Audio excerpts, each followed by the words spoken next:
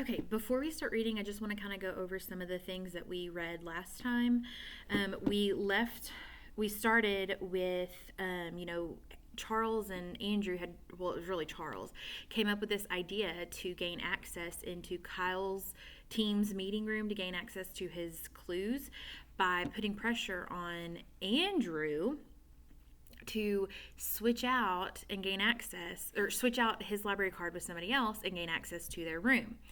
He obviously put enough pressure on Andrew. Charles put enough pressure on Andrew that Andrew did what he was told, and he went and tried to befriend, by being a fake friend, Sierra Russell. And so they were talking, and as they were talking, Andrew switched out his library card with her library card without her even noticing it.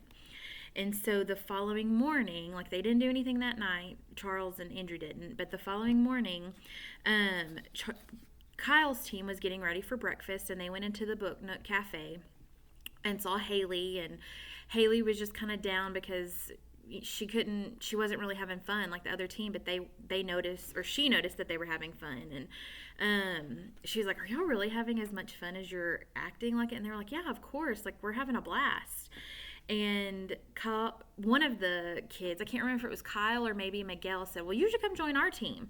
And she said, "Well, I don't think I can, but there aren't any rules stating that she couldn't." So in that time, while she's talking and trying to figure it out, Kyle and Sierra and even, Haley was the one that brought it up, that Andrew had gained access to their car, or to their meeting room, and they were like, "No, we haven't given him access."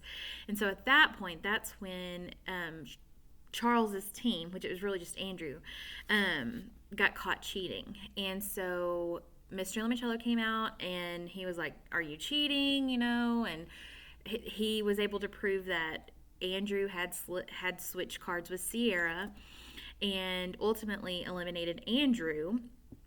Did Charles get in trouble, though? No. He didn't have any connections at this point, which I think Mr. Limoncello knows because he has eyes all over the library. But as of right now, he did not get caught. He did not do anything to Charles for being kind of the ringleader of this. And so after Andrew was eliminated, Sierra tried to give Andrew's library card back to Mr. Limoncello, and he said, "Nope, that's property of Team Kyle." And so they got another clue out of it.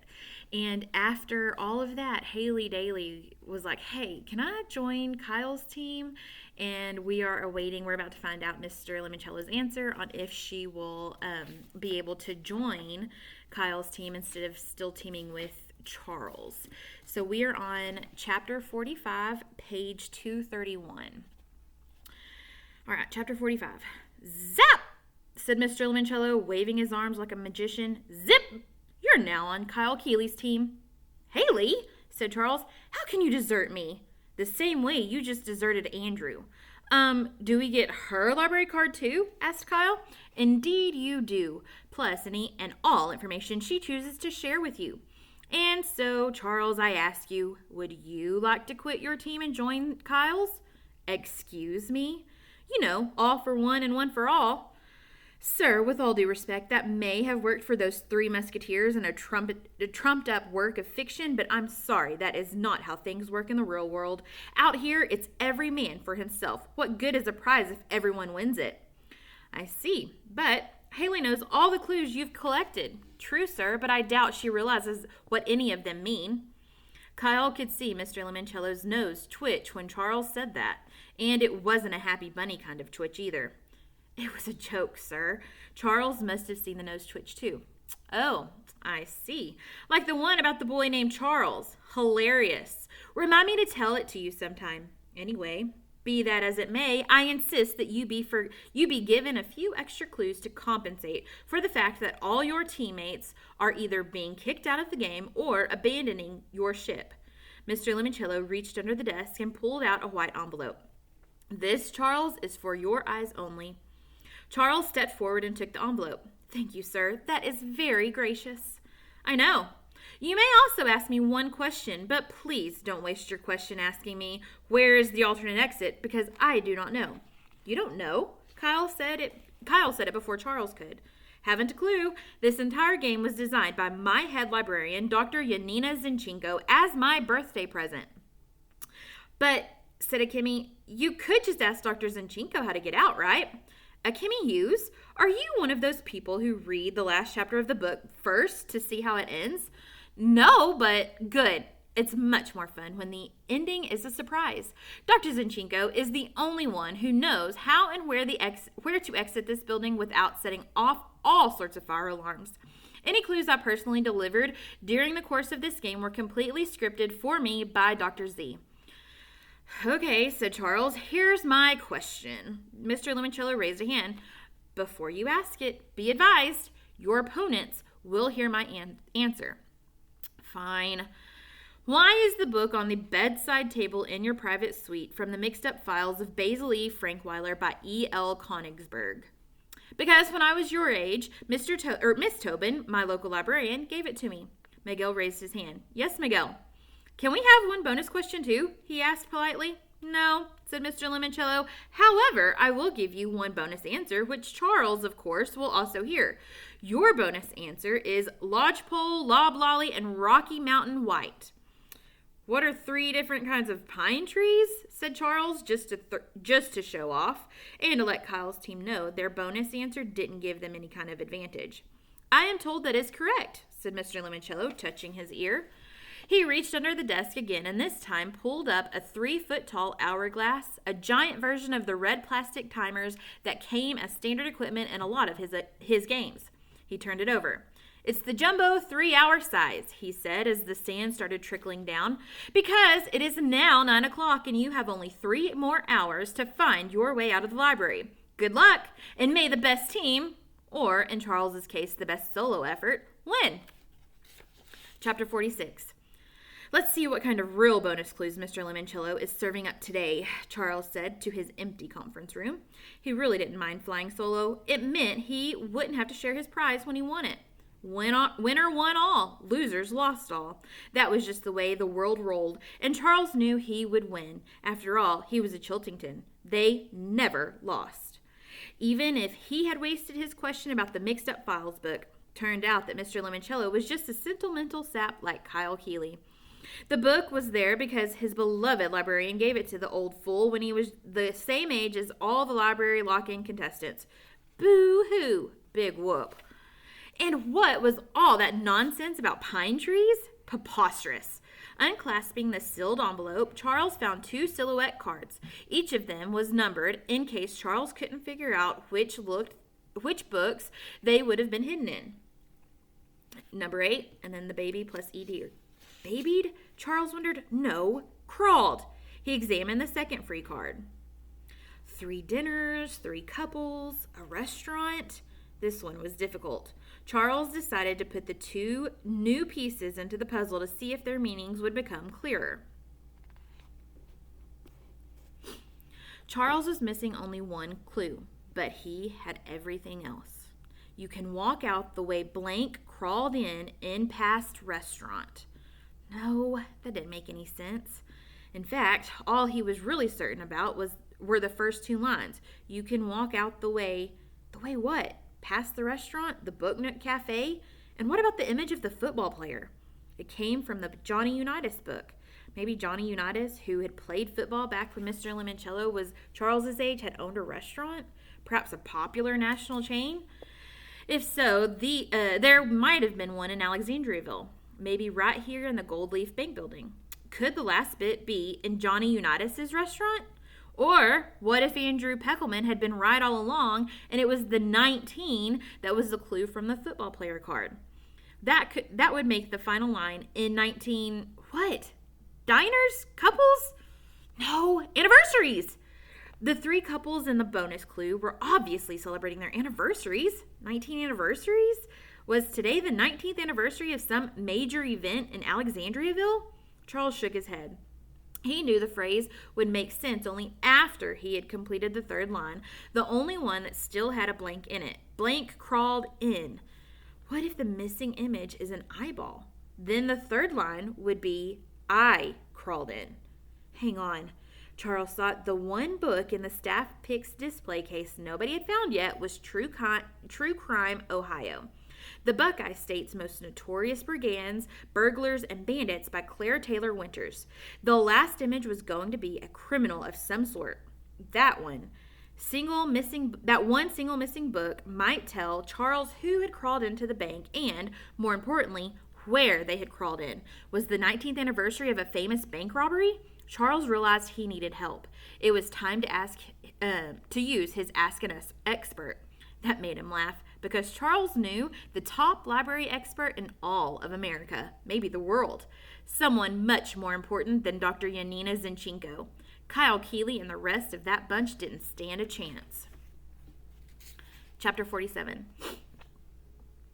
Eager to find out all he could in the final minutes before the Dewey Decimal doors reopened on the second floor, Kyle listened as Haley Daly detailed everything she had learned on Team Charles. Meanwhile, Akemi added Andrew's and Haley's library cards to the list on the whiteboards in Community Meeting Room B. "We were piecing together a picture puzzle," said Haley. "It was like a memory match game, or that old TV show, Concentration." "We played one of those too," said Miguel. "A rebus." "Right.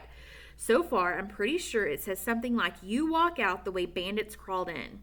'Thou shalt not steal,'" said Kyle, tapping the Bible verse they had found in the 200s room. "That points to bandits, too." "And the blackbird," said Sierra. "It wailed like a police siren. 'Chasing bandits!'" "Hang on," said Miguel. "What about Willy Wonka? Were there criminals in the chocolate factory?" "No," said Sierra. "And what about all this?" said Akemi, pointing at the list of library cards. "I added the new cards, but it still doesn't make much sense." Books/authors in the backs of library cards. Number 1, Miguel Fernandez. Incidents at Hawks Hill by Alan W. Eckert. No David by David Shannon. Number 2, Akemi Hughes. One Fish, Two Fish, Red Fish, Blue Fish by Dr. Seuss, and 9 Stories by J.D. Salinger. Number 3, Andrew Peckelman, 6 Days of the Condor by James Grady, and 8 Cousins by Louisa May Alcott. Number 4, Bridget Wadge, Tales of a Fourth Grade Nothing by Judy Blume, and Harry Potter and the Sorcerer's Stone by J.K. Rowling. Number 5, Sierra Russell, The Egypt Game by Zilpha Keatley Snyder, The Westing Game by Ellen Raskin.